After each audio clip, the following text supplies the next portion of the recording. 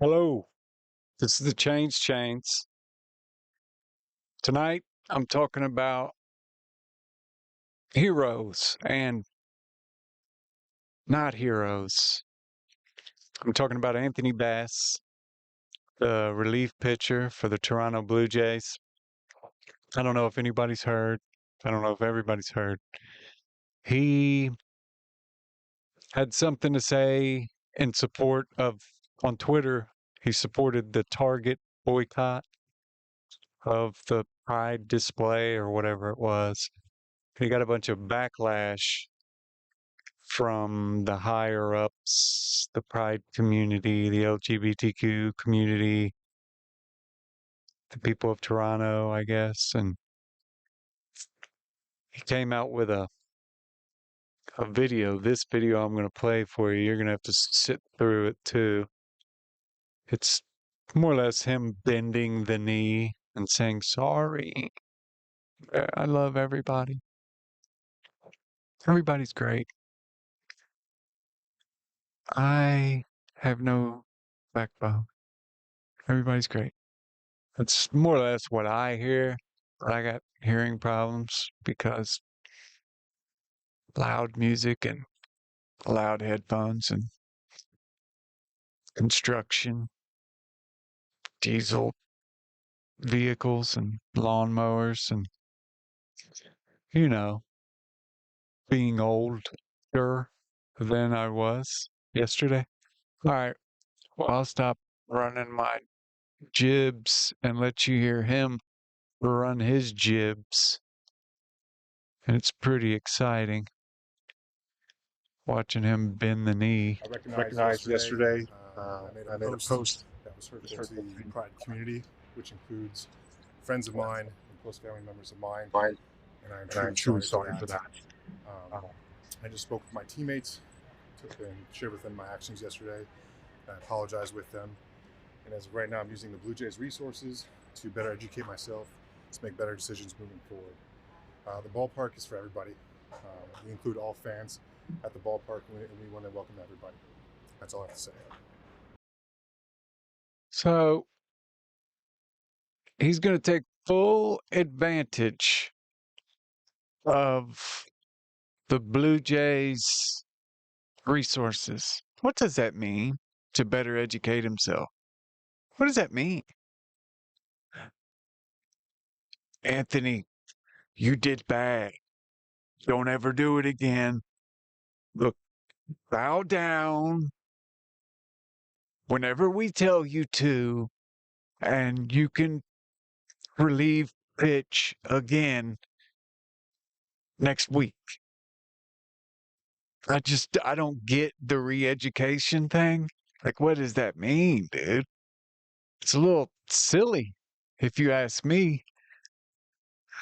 Now, wait till you see what happens the next time he goes out to pitch. He gets a rude awakening.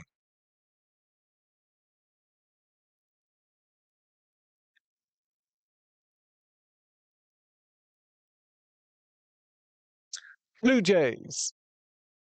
Anthony Bass booed by Toronto crowd after anti-trans post. See, this is from the New York Post. Story by Jenna Limoncelli. She's making it Blue Jays Anthony Bass booed by Toronto crowd after anti-trans post. I don't believe that's why they booed him. Have you ever been to a baseball game? I personally have.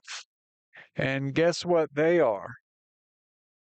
Not looking at Twitter is what they are. What baseball fans are is not looking at Twitter.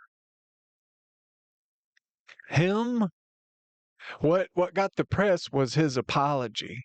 His apology and his bending the knee. People respect you.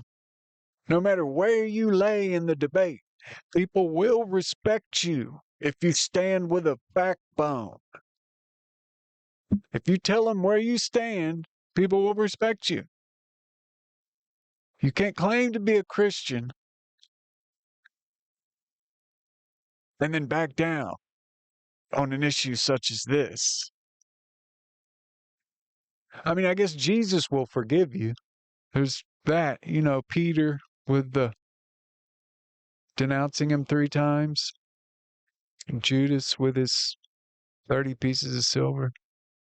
This Anthony Bass gets a lot more than 30 pieces of silver. I promise that.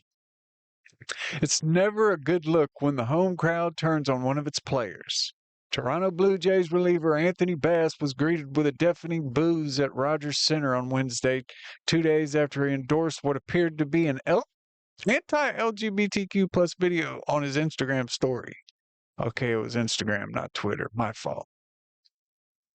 The near sold-out crowd at the Sky Dome, 42,205, let Bass have it as he left the bullpen and ran to the mound, with loud boos drowning out his walkout music and the television broadcast. Toronto's landmark CN Tower lit up in pride colors when the right-hander came to pitch in the 9th inning, according to a Twitter video. The 35-year-old Bass was booed throughout most of the half inning he occupied the mound, but didn't appear to let the crowd reaction shake his performance. Bass gave up a walk before Joey Weimer pop-up and struck out Christian Yelich in the eventual 4-2 loss. Anthony Bass comes into the game greeted by a couple of separate choruses of boos. I don't believe they booed him over his tweet or his Instagram reel or whatever it is. People are looking for heroes, especially the youth. Like, I used to really look up to sports icons, really, but I grew up in a different time. I could look up to like Michael Jordan and, the greats. I feel like they were the greats. I liked Magic Johnson, Larry Bird, like I said, Michael Jordan. Football-wise, I love John Elway, Brett Favre, Boomer Esiason. I was a Cincinnati Bengals fan, Cincinnati Reds fan. I watched them win wire to wire in 1990 with the Nasty Boys, Rob Dibble and Randy Myers, Norm Charlton. Do you think the Nasty Boys would have bent the knee? I don't think so. There needs to be a reawakening of the Nasty Boys. They don't have to rush people off the plate with 99-mile-an-hour heat, but they can have backbone.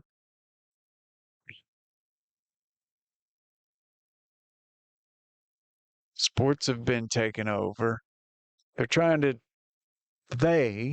are trying to destroy anything that represents American pride.